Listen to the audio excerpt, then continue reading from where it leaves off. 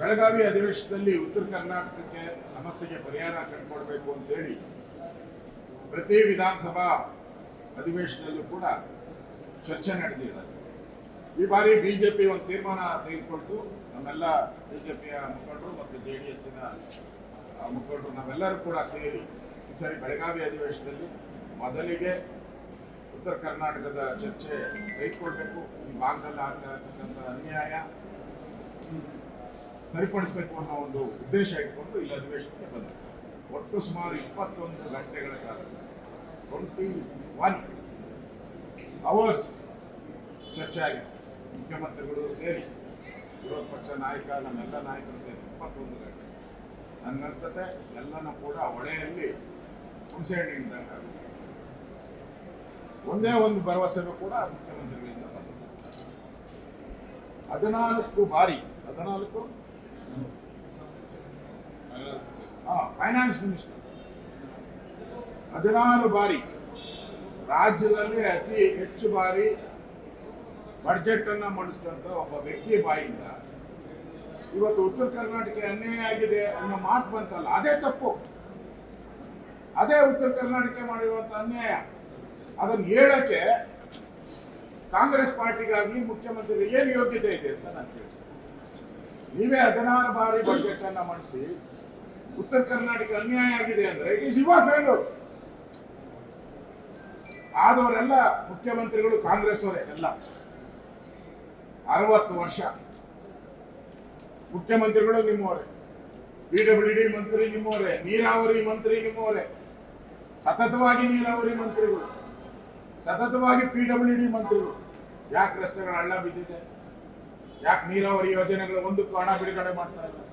ಕೃಷ್ಣೆಯ ಕಣ್ಣೀರು, ಕೃಷ್ಣೆಗೆ ಒಂದಕ್ಕೆ 50,000 ಕೋಟಿ ಕೊಡ್ತೀನಿ ಅಂತ ಹೇಳಿದ್ರು, ಪುಸ್ತಕನೇ ಬರೆದಿದ್ರು. ಪ್ರತಿ ವರ್ಷ 10,000 ಕೋಟಿ ಅಂದ್ರು. ಈಗೇನು ಹೇಳ್ತಾರೆ? ಮಾತು ಬದಲು ಏನ್ ಹೇಳ್ತಾರೆ? ಇಡೀ ರಾಜ್ಯಕ್ಕೆ ಅಂತ ಹೇಳ್ತಾರೆ. ನಾಚಿಕೆ ಆಗ್ಬೇಡವ ಇವ್ರಿಗೆ? ಪುಸ್ತಕ ಪ್ರಿಂಟ್ ಮಾಡೋ ಜ್ಞಾನ ಇರಲಿಲ್ಲ. ಉತ್ತರ ಕರ್ನಾಟಕಕ್ಕೆ ಭರವಸೆ ಕೊಟ್ಟಿದ್ರು ಎರಡು ಅಧಿವೇಶನದಲ್ಲಿ. ಇವತ್ತೇನು ಹೇಳ್ತಾ ಇದ್ದಾರೆ?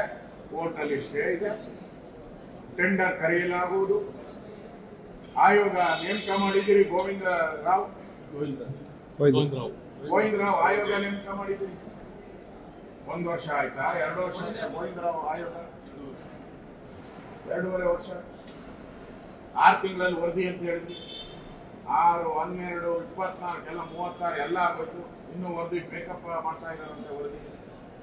ಅಂದ್ರೆ ಈ ಸರ್ಕಾರ ಫೇಲ್ಯೂರ್, ಸುಳ್ಳೇ ಸುಳ್ಳು. ಮುಖ್ಯಮಂತ್ರಿ ಅಪ್ಪಟ ಸುಳ್ಳುಗಾರ, ಹೇಳಿದ್ದೆಲ್ಲ ಸುಳ್ಳು.